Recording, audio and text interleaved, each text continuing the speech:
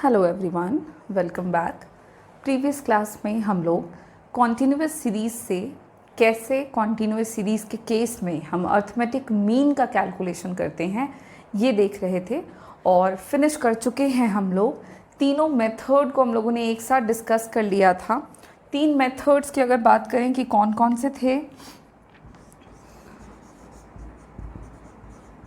तो continuous series methods थे तीन। पहला था डायरेक्ट मेथड, दूसरा था शॉर्टकट मेथड और तीसरा था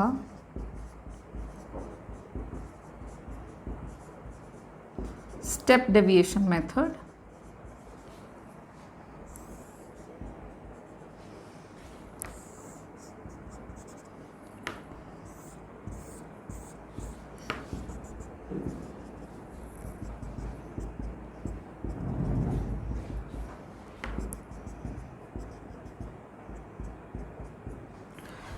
तीनों ही मेथड को हम लोगों ने वन बाय वन करके डिस्कस किया, फॉर्मूले वगैरह हम लोगों ने देखे और बात करेंगे अगर कि डायरेक्ट मेथड में हम लोगों ने किस फॉर्मूले का इस्तेमाल किया है टू कैलकुलेट अर्थमेटिक मीन। तो वो था आपका sigma f m by sigma f, जहाँ पे एफ तो फ्रीक्वेंसी है जो दी हुई रहती है क्वेश्चन में, उसका सम, और एम है आपका मिड वैल्यू या मिड पॉइंट्स, जो कि हम लोग कॉन्टिन्यूस सीरीज़ के क्लास इंटरवल को कन्वर्ट करते हैं इनटू द मिड पॉइंट्स में और उससे फिर फ्रिक्वेंसी को गुना करके हम निकाल लेते हैं अर्थमेटिक मीन को, दोनों को डिवाइड करके।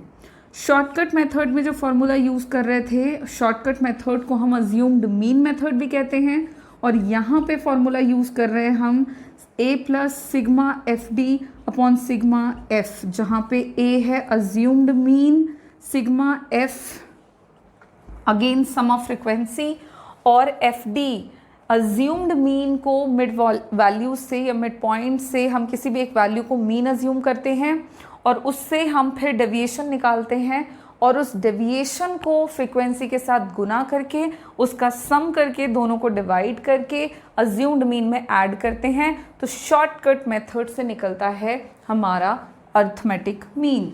वहीं पे स्टेप डेविएशन मेथड में फॉर्मूला यूज़ किया x bar is equals to a plus sigma f d dash upon sigma f into C.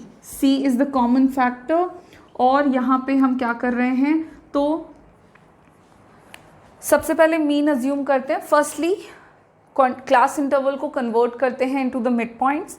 Mid points में से एक वैल्यू को मीन अज्यूम करते हैं, उसमें से डेविएशन निकालते हैं m माइनस ए करके। डेविएशन का स्टेप डेविएशन करते हैं by dividing common factor c, और वो कॉमन फैक्टर कोई भी वैल्यू होता है उसको हम d डैश से डिनोट करते हैं।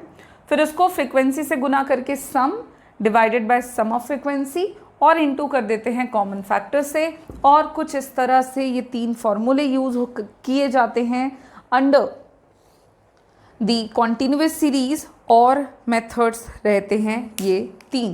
क्वेश्चन में जो भी मेथड मेंशन हो आप उस मेथड का इस्तेमाल, उस मेथड में यूज़ होने वाले फॉर्मूले का इस्तेमाल करके क्वेश्चन का सॉल्यूशन करेंगे।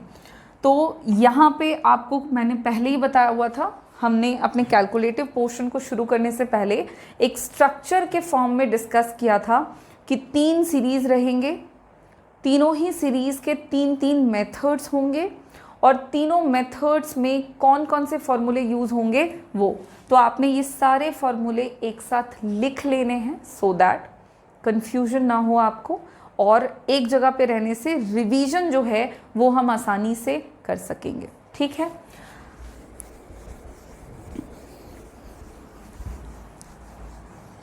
अब हम आगे बढ़ते हैं इसी चैप्टर में, और चैप्टर में तो अर्थमेटिक मीन देख रहे थे, तो एक बेसिक जो अलग अलग सीरीज़ में हमें अर्थमेटिक मीन को डिस्कस करना था वो तो हमारा हो चुका है।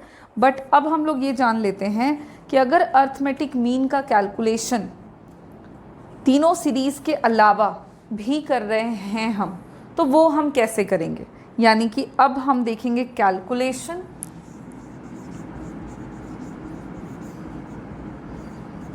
of arithmetic mean in special cases.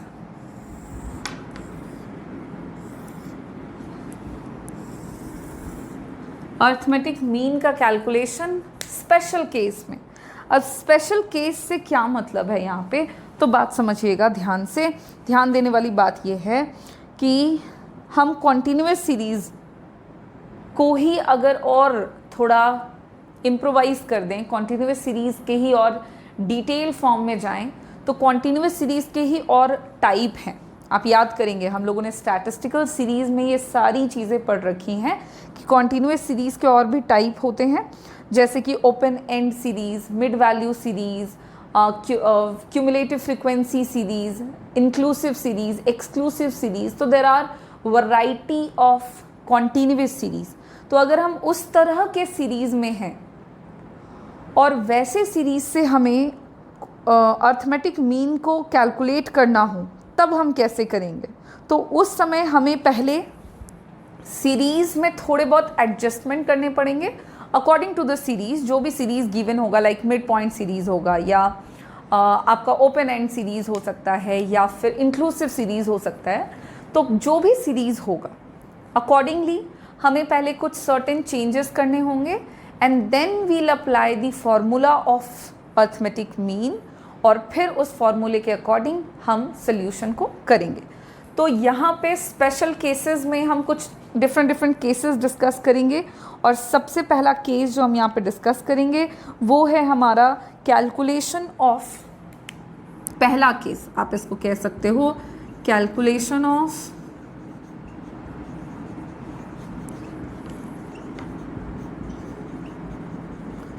Arithmetic mean in case of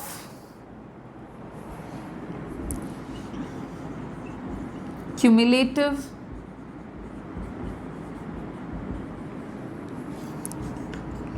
frequency distribution।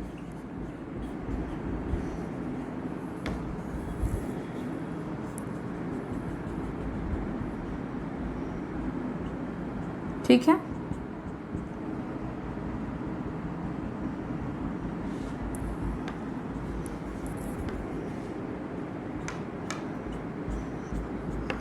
अब ये cumulative frequency distribution is a type of continuous series, जहाँ पे सबसे पहले तो ये जान लें कि ये सीरीज़ किस टाइप का होता है, देन हम समझेंगे कि कैसे कैलकुलेशन करना है। तो अगर क्यूमुलेटिव फ्रीक्वेंसी दिया हुआ हो तो सीरीज़ जो होगा वो सबसे पहले हमें सिंपल फ्रीक्वेंसी सीरीज़ में कन्वर्ट करना होता है। ठीक है, और जितने भी टाइप के क्यूमुलेटिव फ्रीक्वेंसी सीरीज़ होते हैं वो या तो लेस देन या मोर देन टाइप के साथ होंगे, यानी कि अर्थमेटिक मीन का जो कैलकुलेशन होगा वो डिपेंड करेगा कि क्वेश्चन किस तरह से है। क्यूमुलेटिव फ्रीक्वेंसी सीरीज़ में आप लेस देन या मोर देन जैसे टर्म्स का इस्तेमाल देखोगे। वैल्यूज़ जो रहेगा वो लेस देन के रूप में हो सकता है, और मोर देन जैसे टर्म्स के इस्तेमाल के साथ रहता है दिया हुआ, और अकॉर्डिंगली हमें पहले सीरीज़ को देखना होगा कि कैसा सीरीज़ दिया हुआ है क्वेश्चन में, फिर उसको कन्वर्ट करना होगा इनटू सिंपल फ्रीक्वेंसी सीरीज़, और फिर हम सॉल्व करेंगे अर्थमेटिक मीन को। तो यहाँ पे हम सपोज़ एग्जाम्पल के तौर पर एक क्वेश्चन लेते हैं, एक क्वेश्चन है हमारे पास, और फिर देखते हैं कि इस क्वेश्चन से हमें कैसे सॉल्व करना है अर्थमेटिक मीन को। क्वेश्चन में दिया हुआ है मार्क्स इन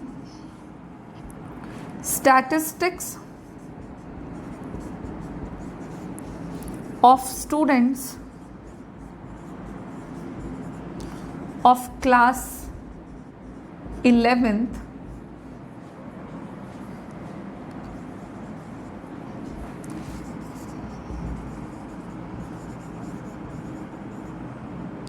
और इसमें से हमें कहा जा रहा है फाइंड आउट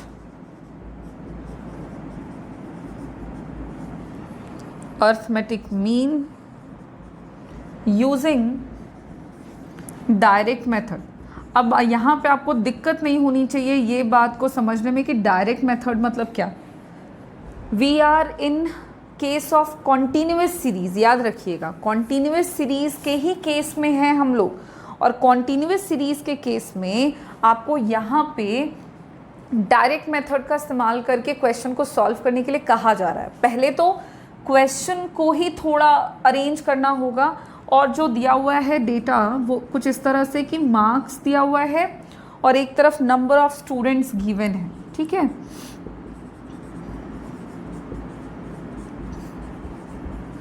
मार्क्स जो दिया हुआ है वो दिया हुआ है लेस देन 10, नेक्स्ट है लेस देन 20, फिर है लेस देन 30, फिर है आपका लेस देन 40, और ऐसा करते हुए ये दिया हुआ है आपका 50 तक, less than 50। Number of students भी दिया हुआ है, और नंबर ऑफ स्टूडेंट्स है 5, 12, 30, 45 और एक है 50।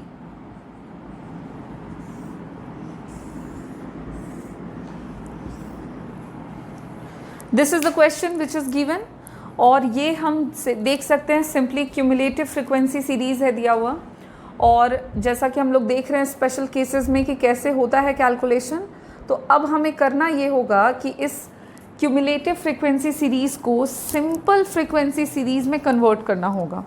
तो कन्वर्जन जो करना होगा वो पहला स्टेप है हमारे सोल्यूशन पर। अगर हम डायरेक्टली चलें तो सोल्यूशन के तौर पर सबसे पहले तो इस सीरीज़ को कन्वर्ट करना होगा into the simple frequency series, और कन्वर्जन हम कैसे करेंगे वो ध्यान दोगे।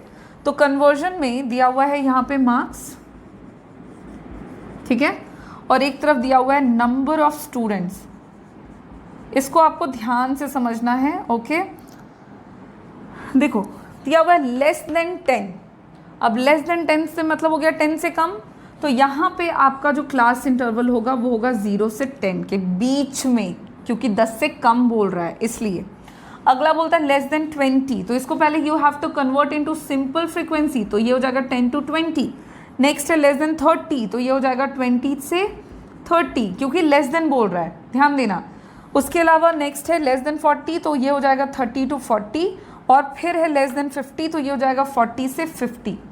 अब क्या number of students as it is उतर जाएंगे? नो, आपको करना ये होगा कि अब लेस देन है, राइट, तो लेस देन 10 में 5 स्टूडेंट्स हैं, तो इनिशियल 0 to 10 में आपके 5 ही बच्चे होंगे, और फिर जो है आपका वो है लेस देन 20 में 12, तो ये 12 एज इट इज़ नहीं लिखोगे आप, आपको यहाँ करना होगा 12 - 5, क्योंकि ये 5 बच्चे 0 से 10 के बीच में हैं, तो 10 से 20 में चूँकि कॉन्टीन्यूअस है ये, ओके, तो वहाँ पे आपको क्या करना होगा ना, 12 में 5 को माइनस करना होगा, जो आएगा वो होगा इसकी frequency.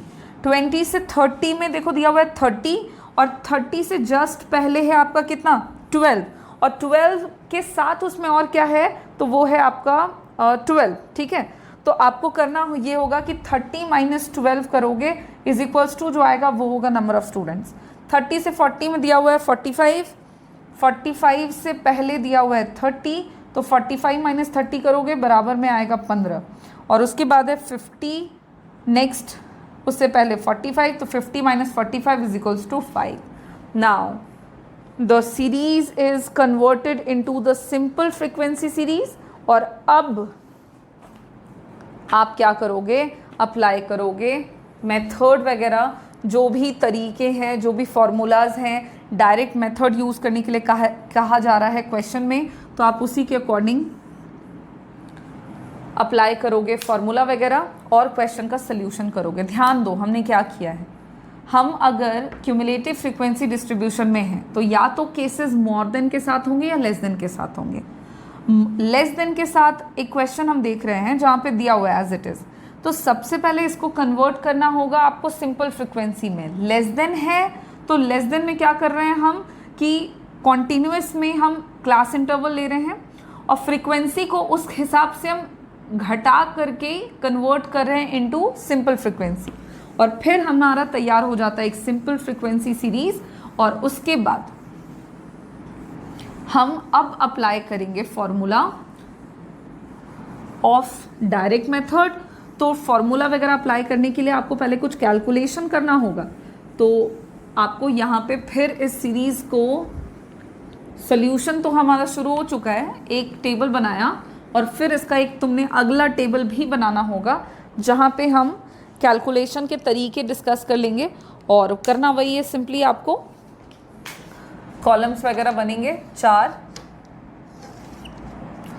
According to the question आपको कॉलम्स बनाने हैं, अकॉर्डिंग टू द स्टेप्स आपको कॉलम्स बनाने हैं। तो हम यहाँ पे 4 कॉलम्स बना लेंगे, क्योंकि हम डायरेक्ट मेथड में रहने वाले हैं इसलिए।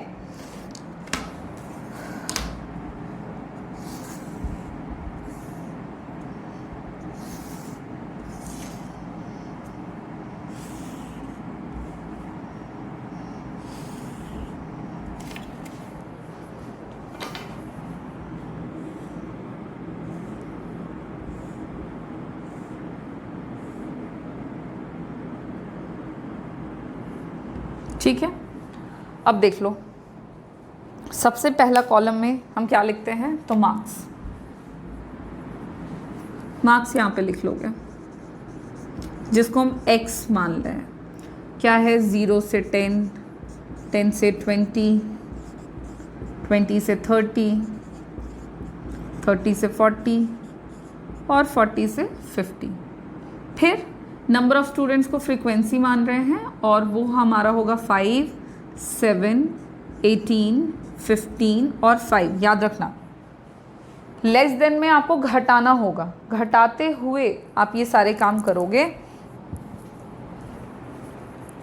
तो वो आपने काम कर लेना है। यहाँ पे सबसे पहले सारे वैल्यूज़ को एक दूसरे में सब्सट्रैक्ट करके घटा लिया है हम लोगों ने। और अब हमने नेक्स्ट जो कॉलम बनाना है वो मिड पॉइंट्स का होगा। मिड पॉइंट्स को m से डिनोट करेंगे और मिड पॉइंट निकालने का formula L1 plus L2 bye 2। M1 के केस में देख लो, आपका हो जाएगा 0 plus 10 by 2 is equals to 5। M2 के केस में हो जाएगा 10 plus 20 by 2 is equals to 30 by 2 तो 15। M3 के केस में 20 plus 30 by 2 50 by 2 is equals to 25। M4 के केस में देखो 30 plus 40 by 2 70 by 2 is equals to 35। M5 के केस में 40 plus 50 by 2 is equals to 90 by 2 बराबर 45। मिड पॉइंट्स निकल गया है, सारे वैल्यूज़ को लिख लेंगे, 5, 15, 25, 35 एंड 45। ये काम हमारा यहाँ पे हो चुका है। अब क्या करेंगे हम लोग, तो अगला जो कॉलम बनाएंगे, डायरेक्ट मेथड है इसलिए f इंटू m करेंगे, f into m, frequency into mid point. 5 into 5 25, 7 into 5 तो 7 इंटू 15, तो 7 इंटू 15 करोगे तो वैल्यू आएगा 105। फिर 18 इंटू 25 करेंगे तो आपका वैल्यू आ जाएगा 450। उसके बाद 15 इंटू 35 करेंगे तो वैल्यू आएगा 525 एंड 45, 5 इंटू 45 करेंगे तो वैल्यू आएगा आपका 225। अब क्या करना है आपको, तो सबसे पहले सिग्मा एफ निकालें, एफ का सम कर लें, सारे फ्रीक्वेंसीज का सम करो तो 5 और 7 12 और 8 20 और 5 25 और 5 30 का 0, 3 और 1 4 और 1 5, सिग्मा एफ हो गया 50। यहाँ पे भी आपको सिग्मा एफ एम करना होगा, सारे वैल्यूज़ को जोड़ो, 5 और 5 10 और 5 15 और 5 20 का 0, 2 और 2 4 और 2 6 और 5 11 और 2 13 का 3, 2 और 1 3 और 5 8 और 4 12 और 1 13, so it's total 1330. Now applying the formula,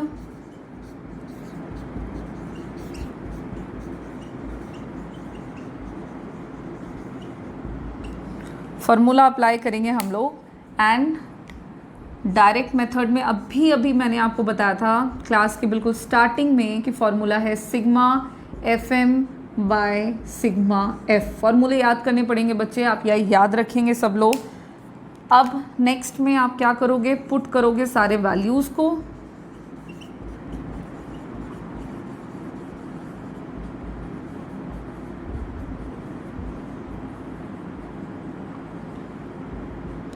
putting the values into the formula, और फॉर्मूले में सारे वैल्यूज़ को पुट करके सिग्मा एफ एम है हमारा कितना 1330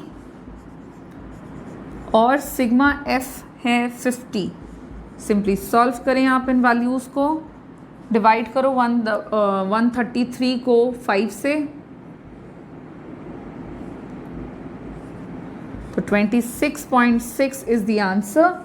और क्वेश्चन में क्या पूछ रहा था, तो क्वेश्चन में कह रहा था कि स्टैटिस्टिक्स में क्लास 11 के बच्चों का एवरेज मार्क्स निकालिए, यानी अर्थमेटिक मीन। तो आप लिख सकते हैं कि एवरेज मार्क्स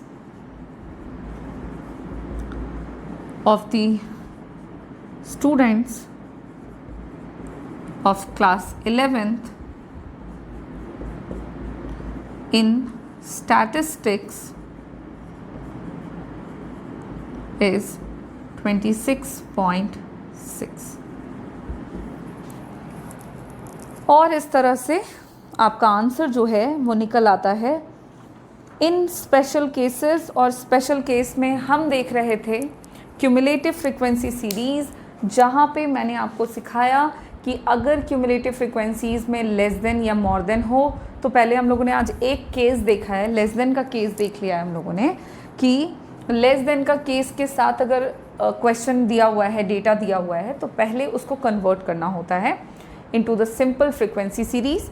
कन्वर्जन कुछ इस तरह से करते हैं, मैंने आपको ये सिखाया हुआ है ऑलरेडी स्टैटिस्टिकल सीरीज़ में, कि कैसे हम वैल्यूज़ को कन्वर्ट करते हैं into the simple frequency from the less than और द मोर देन। तो ये सब हम सीख चुके हैं, एक बार यहाँ पे हमने और रिवाइज़ कर लिया है। और फिर एक सिंपल सा फार्मूला अप्लाई करते हैं। फार्मूले को अप्लाई करने के अकॉर्डिंग कॉलम्स वगैरह बनाते हैं कैलकुलेशन करने के लिए, एंड देन कैलकुलेशन करके हम अपने आंसर को निकाल लेते हैं। आज की क्लास को यहाँ पे मैं फिनिश करूँगी, और नेक्स्ट क्लास में मैं आपको बताऊँगी क्यूमुलेटिव फ्रिक्वेंसी में ही मोर देन के केस में अगर क्वेश्चन है तो कैसे कन्वर्ट होगा वो into the simple frequency, and then हम फार्मूला वगैरह अप्लाई करके अर्थमेटिक मीन का कैलकुलेशन सीखेंगे। Thank you.